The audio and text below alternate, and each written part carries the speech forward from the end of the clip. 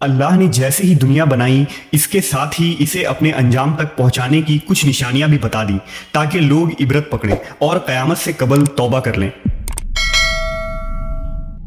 رسول اللہ صلی اللہ علیہ وسلم نے قیامت سے پہلے ہونے والی جو نشانیاں بتائی ہیں ان میں بہت سی پوری ہو چکی ہے، جبکہ کچھ بڑی پیشن گوئیاں ابھی ظہور پذیر نہیں ہوئی۔ ان پیشن گوئیوں میں ایک بڑی پیشن گوئی امام مہدی علیہ السلام کا ظہور ہے جو قیامت سے پہلے ہوگا۔ آخری نبی حضرت محمد صلی اللہ علیہ وسلم نے احادیث میں یہ خبر دی ہے کہ قیامت سے پہلے ایک زمانہ ایسا آئے گا کہ دنیا میں کفر پھیل جائے گا، زمین ظلم اور سرکشی سے بھر جائے گی، اسلام صرف مکہ اور مدینہ کی طرف سمٹ جائے گا۔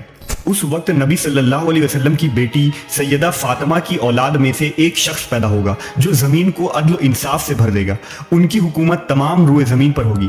لہٰذا آپ صلی اللہ علیہ وسلم نے فرمایا دنیا ختم نہ ہوگی یہاں تک کہ عرب کا بادشاہ ایک شخص بنے گا جو مجھ سے یا میرے گھر والوں سے ہے، اس کا نام میرے نام کے مواقف یعنی محمد ہوگا، اور اس کے باپ کا نام میرے والد کے نام کے مواقف یعنی عبداللہ ہوگا۔ وہ زمین کو عدل و انصاف سے بھر دے گا جیسے وہ ظلم و زیادتیوں سے بھری ہوئی تھی۔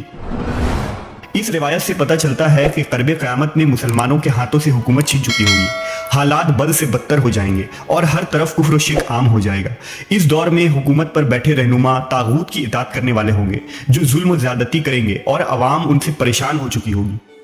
لیکن اس تاریک دور میں ایک نور پھوٹے گی، بالکل اسی طرح جیسے عرب زمانہ جاہلیت میں کفر و شرک کیا کرتے تھے اور پوری دنیا میں ظلم و شرکسی کا بول بالا تھا۔ اس وقت اللہ نے انسانیت کی رہنمائی کے لیے امام کائنات حضرت محمد صلی اللہ علیہ وسلم کو مابعوث کیا تھا۔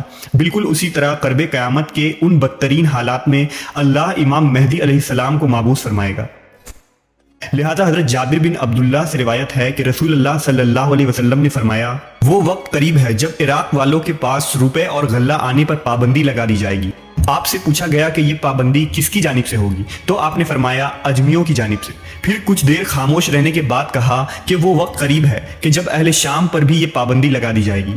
پوچھا گیا کہ یہ رکاوٹ کس کی جانب سے ہوگی، فرمایا اہل روم کی جانب سے۔ پھر آپ نے فرمایا کہ میری امت میں ایک خلیفہ ہوگا جو لوگوں کو مال لب بھر بھر کے دے گا اور شمار نہیں کرے گا۔ آپ نے فرمایا کہ اسلام اپنی پہلی حالت کی طرف لوٹے گا جس طرح کہ ابتدا مدینے سے ہوئی تھی، یہاں تک کہ ایمان صرف مدینہ میں رہ جائے گا۔ اس روایت سے معلوم ہوتا ہے کہ امام مہدی علیہ السلام کے ظہور سے قبل مسلمانوں کی مالی حالات بھی بہت زیادہ خراب ہو چکی ہوگی اور لوگوں کی طرف سے اہل اسلام کو شدید نقصان پہنچایا جائے گا، حتیٰ کہ لوگ کھانے کے لیے محتاج ہو چکے ہوں گے۔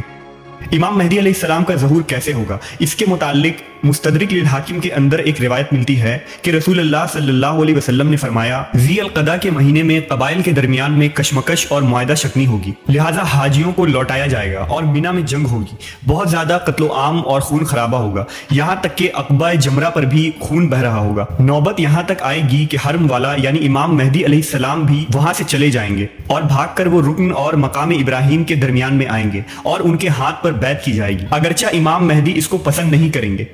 بیعت کرنے والوں کی تعداد اہل بدر کے برابر ہوگی۔ ان بیعت کرنے والوں میں سے زمین و آسمان والے خوش ہو جائیں گے۔ جب لوگ بھاگے بھاگے امام مہدی علیہ السلام کے پاس آئیں گے تو اس وقت مہدی کعبہ سے لپٹے ہوئے رو رہے ہوں گے۔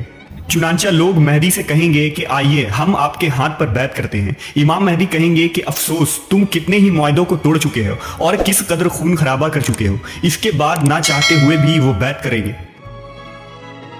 پھر آپ نے فرمایا اے لوگو، جب تم انہیں پالو تو تم ان کے ہاتھ پر بیعت کر لینا، کیونکہ وہ دنیا میں بھی مہدی ہیں اور آسمان میں بھی مہدی ہیں۔ لہٰذا امام زمانہ مہدی علیہ السلام کو لوگ ان نشانیوں سے پہچان لیں گے اور ان کے ہاتھوں پر بیعت کریں گے۔ آپ امت کے رہنما ثابت ہوں گے۔ دراصل امام مہدی علیہ السلام کے ظہور سے قبل ہی کچھ نشانیاں پوری ہو چکی ہوں گی، جن میں دجال کا خروج، سورج کا مغرب سے طلوع ہونا، مشرق سے ایک عظیم آگ کا نکلنا ہے، جن کی پیشن گوئیاں حضرت محمد صلی اللہ علیہ وسلم نے احادیث میں کی ہیں۔ لہٰذا ان نشانیوں کے پورے ہو جانے کے بعد مسلمان خود اس انتظار میں ہوں گے کہ اس امت کو نجات دلانے والا وہ رہنما قریب ہی آنے والا ہے۔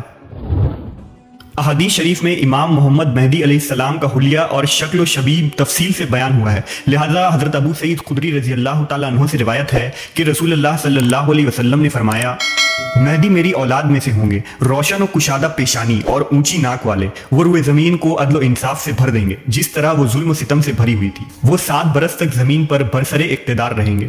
ایک روایت میں آتا ہے کہ امام مہدی علیہ السلام کے چہرے مبارک کی رنگت عربی اور جسمانی ساخت اسرائیلی ہوگی۔ जब इमाम मेहदी अलैहिस्सलाम का ज़हूर होगा उस वक्त हज़रत ईसा अलैहिस्सलाम भी आसमान से नाजिल हो चुके होंगे। हज़रत ईसा अलैहिस्सलाम अल्लाह के बरगुज़ीदा नबी थे जिन्हें आपकी ज़िंदगी में ही आसमान पर उठा लिया गया था। एक पैगंबर होने के बावजूद ईसा अलैहिस्सलाम इमाम मेहदी के पीछे नमाज अदा करेंगे। लिहाजा रिवायतों में आता है कि सुबह की नमाज के वक्त दमिश्क के मस्जिद के शर्की मीनार पर ईसा अलैहिस्सलाम नाजिल होंगे। वो उस वक्त देखेंगे कि हज़रत इमाम मेहदी अलैहिस्सलाम नमाज शुरू करने वाले हैं। इमाम मेहदी भी महसूस करेंगे कि ईसा अलैहिस्सलाम का नुज़ूल हो चुका है। लिहाजा इमाम मेहदी पीछे हटेंगे ताकि ईसा अलैहिस्सलाम आगे आकर इमामत करवाएं, लेकिन हज़रत ईसा अलैहिस्सलाम उन्हें आगे कर देंगे और इमाम मेहदी के पीछे नमाज पढ़ेंगे। इसके बाद हज़रत इमाम मेहदी हज़रत ईसा अलैहिस्सलाम के साथ एक लश्कर समेत रवाना होंगे और दज्जाल से जंग करेंगे और उसे कत्ल कर देंगे और इसके बाद बैतुल मुक़द्दस की फतह होगी।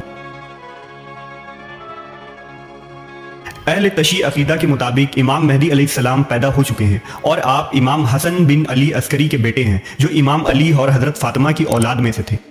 नेज़ इमाम मेहदी अब गैबत में हैं और जिंदा हैं, यानी उनकी उम्र हज़रत खिज़्र और ईसा अलैहिस्सलाम की तरह बहुत लंबी है और वो क़यामत के नज़दीक ज़ाहिर होंगे।